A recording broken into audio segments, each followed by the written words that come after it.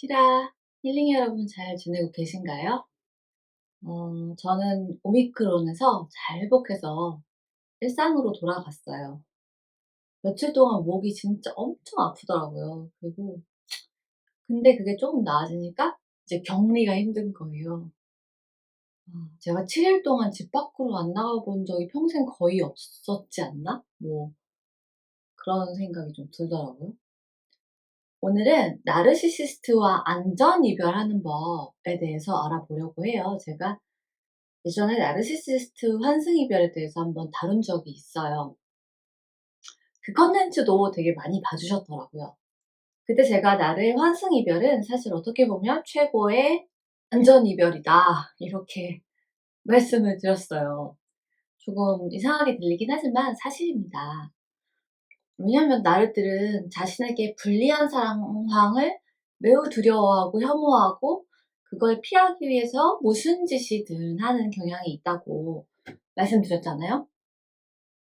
나르는 환승 이별을 할 때도 별 이유를 다 대서 상대의 잘못으로 음 자기가 그런 거다 이렇게 말할 거예요. 둘러댈 거예요. 이런 상황에서 인제 환승 이별을 당한 상대방은 제가 지난 컨텐츠에서 다뤘던 나르시시스트 트라우마 같은 것에 시달리기가 되게 쉽겠죠. 그럼에도 불구하고 어찌 됐건 환승 이별은 관계에 상처를 내고 이제 거짓말을 한 거잖아요. 거짓말하고 신뢰를 깨고 상대를 배신한 부인할 수 없는 잘못이에요. 자신의 주특기인 남 탓이 약간 제한이 걸려요.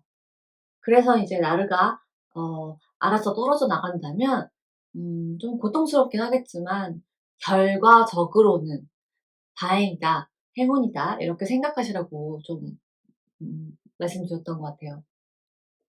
근데 얼마 전에 제가 틸로그 카카오 채널로 문자 상담이 왔어요. 악성 나르시시스트로 의심이 되는 폭력 성향이 발견된 남편과 이혼을 하고 싶은데 어떻게 이렇게 안전 이별을 해야 되는지 모르겠다 그러시더라고요. 그래서 이걸 상담을 인제 1 시간 정도 한 다음에 '나르시시스트랑 안전 이별하는 법에 대해서 좀 제대로 다뤄봐야겠다.' 이런 생각이 들더라고요.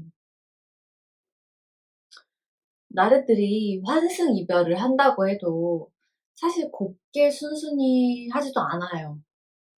그리고 굉장히 인제 그 과정에서 괴롭히는 경우도 많고요.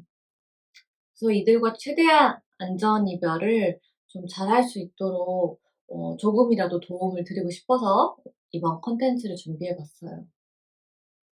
첫 번째는 심리적 거리두기인데요. 이는 나르랑 이별하기 위한 1 단계가 아닌가 싶어요. 심리적 거리두기에도 이제 여러 단계가 있을 수 있는데요. 뭔가 '이 사람 조금 좋은 사람 아닌 것 같다.' 많이 이상하고 '내가 생각했던 그런 사람이 아닌 것 같다. 이 사람과는 내가 행복하게 살기는 힘들겠구나.' 이런 생각이 인제 들기 시작하는 순간이 올 때가 있어요. 상담을 주셨던 분은 남편분이 결혼한 지 몇 개월 안 돼서 이제 막 물건을 막 집어 던지는 행위를 시작했대요. 그걸 보면서 '안 되겠다.' 막 정보를 막 찾아보시다가 나르시시스트, 악성 나르시시스트 등에 대해서 알게 되고 인제 이렇게 상담 요청을 주셨다고 하더라고요. 많이 당황하시고 두려우시겠지만 비교적 빨리 대응을 좀 그래도 모색하시고 행동에 옮기신 게 그래도 '조금 다행이다.' 이런 생각이 들었어요. 이런 대응은 어느 정도 심리적 거리두기가 이루어졌기 때문에 가능합니다. 남편이 뭔가 정상이 아닌 것 같고 악성 나르시시스트일 가능성이 높다는 것을 알게 되면서 대응을 시작하신 거죠. 나르시시스트나 악성 나르시시스트의 특징과 이들에게 어떻게 대응해야 되는지 아는 게 정말 중요하다고 다시 한번 이제 생각이 들었어요. 그치만 인제 상대가 나르나 악성 나르라는 걸 아는 것 자체만으로는 충분치 않죠. 그래서 이제부터 어떻게 할지가 이제 너무 중요한데요. 이때 좀 첫 번째로 이제 가장 중요하게 신경 써야 되는 게 심리적 거리두기라는 거예요. 이는 인제 상대와의 심리적 거리두기뿐만이 아니라 나와의 약간 어떤 심리적 거리도 포함된다는 걸 좀 기억하셨으면 좋겠어요. 이런 상황에서는 절대로 감정적으로 반응하시면 안 됩니다. 어 진짜 할 수 있는 한 냉철하게 대응하셔야 해요. 처음에는 그 상대방과의 뭐 예전 좋았던 기억들이라든지 뭐 여러 기억들이 떠올라서 혹은 자신이 뭔가 잘못했나? 뭐 내가 상대를 좀 잘못 판단했나? 뭐 이럴 가능성? 아니면 뭐 '남들이 어떻게 나를 볼까?' 뭐 이런 시선들을 떠올리면서 심리적 거리두기가 좀 잘 안 될 가능성이 높아요. 그리고 뭐 '앞으로 어떻게 살아가야 되나.'도 막막하겠죠. 근데 또 거기다가 자기가 이제 그간 당해 왔었던 일들, 가스라이팅 막 이런 게 또 떠오르면서 당황스럽고 화가 나고 억울하고 이래서 감정적으로 대응하실 가능성도 높아요. 그치만 절대로 이런 대응은 추천드리지 않고요. 특히 이번 케이스처럼 상대가 물리적 폭력을 행사하는 경우 더더욱 그렇죠. 자신도 감정적 대응을 좀 굉장히 자제하셔야 하고요. 어 더 나아가 상대방을 감정적으로 자극하는 제스처를 취하시면 안 돼요. 이게 말처럼 정말 쉽지 않고 물론 상황마다 대응하는 법이 조금씩 다를 수 있어요. 그렇지만 일단 자신과 상대에 대한 심리적 거리두기, 감정적 대응의 자제 이런 게 중요하다. 그게 시작이다. 이걸 강조하고 싶습니다. 두 번째는 물리적 거리두기인데요. 상대방과 물리적 거리두기를 하면 심리적 거리두기에 좀 도움이 돼요. 특히 인제 이런 경우처럼 폭력이 관련될 수 있는 경우에는 더더욱 좀 상대방과 만나지 않는 게 좋겠죠?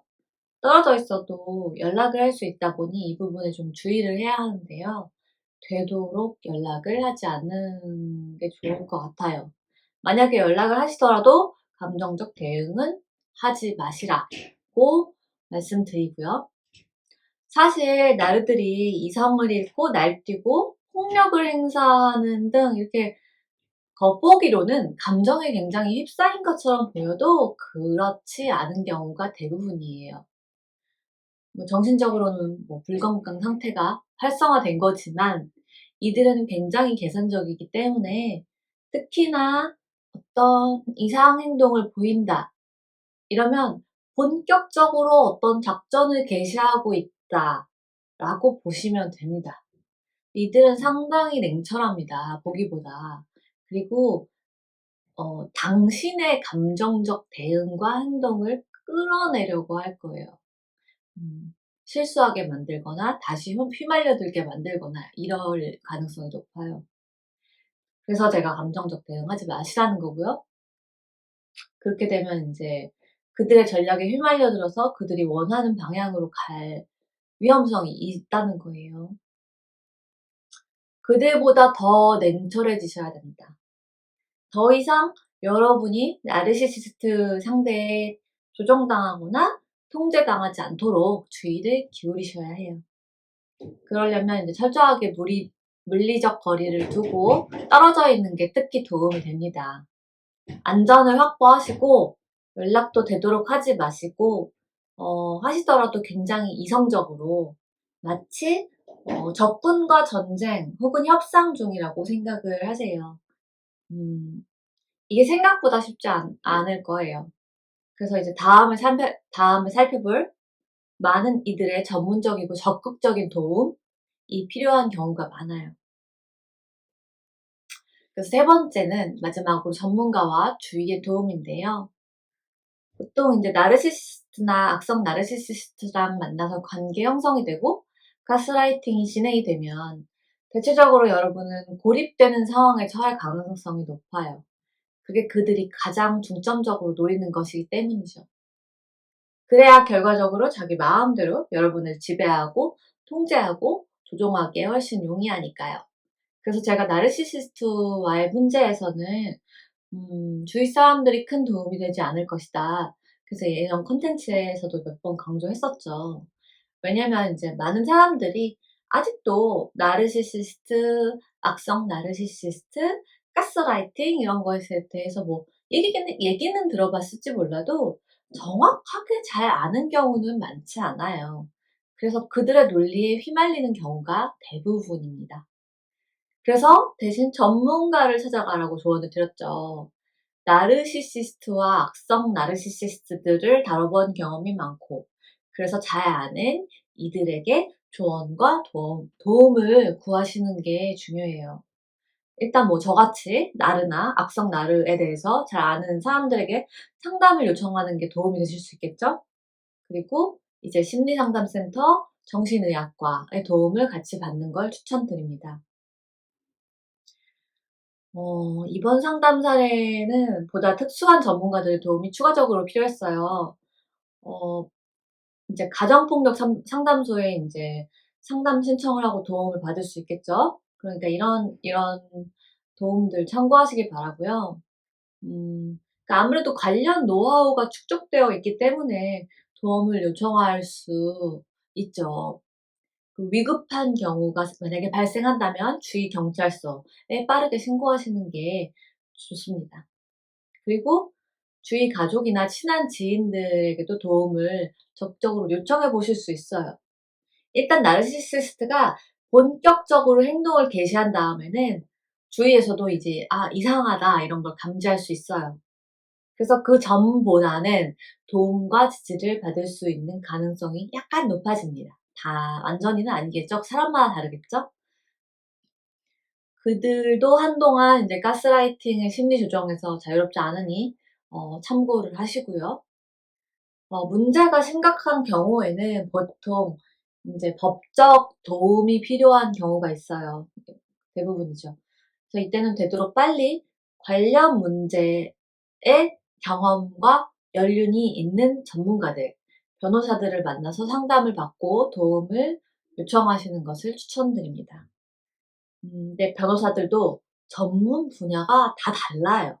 그래서 아는 게 다 다르고 경험이 다 다르기 때문에 꼭 이런 문제에 전문성이 있는 분들이 유리하다. 그게 훨씬 도움이 된다. 이렇게 말씀드리고 싶고요. 근데 이제 경제적 비용을 걱정하시는 분들도 있으실 거라고 생각이 돼요. 하지만 생각보다 무료로 상담이라든지 변호 지원을 할 수 있는 길이 그런 걸 받을 수 있는 방법들이 많으니까 그렇게 너무 처음부터 걱정하시지 말고요. 국가나 인제 지자체들에서 지원이 되는 서비스들이 있어요. 구청이라든지 인제 뭐 생명의전화, 자살예방센터 이런 데도 막 자살만 다루진 않아요. 전반적인 정신건강 상담들도 받고요. 그다음에 인제 건강가정지원센터 이런 곳도 있고 상담 지원이라든지 여러 도움들을 연결시켜 줄 수 있으니까 시도해 보시길 바랍니다.